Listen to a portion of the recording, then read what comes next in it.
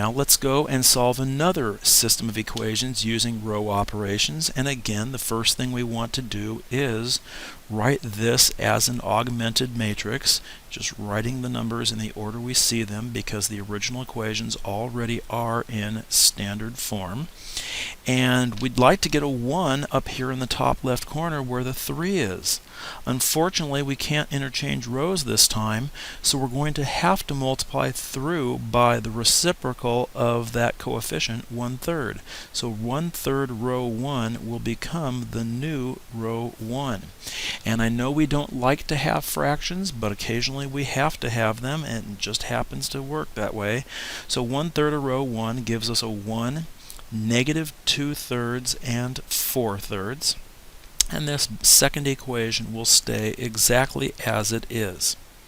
This is a very organized process that we're working on. We have a 1 now in the top left corner, and we wish to get a 0 beneath it, where that 9 is. So we will multiply row 1 by -9. -9 row 1s plus row 2 is the new row 2.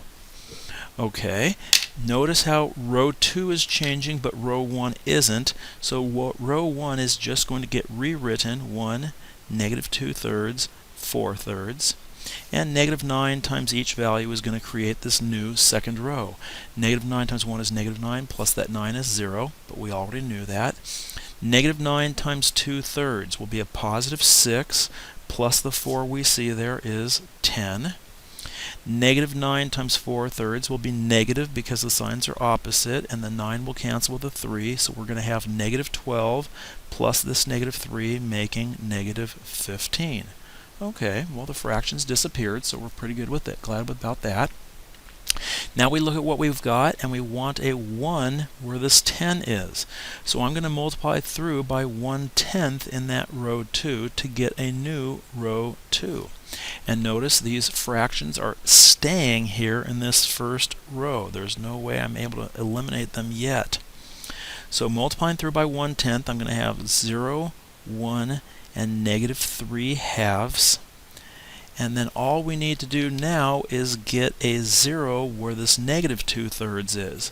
So we will multiply 2/3 times row 2 plus row 1 to get a new row 1.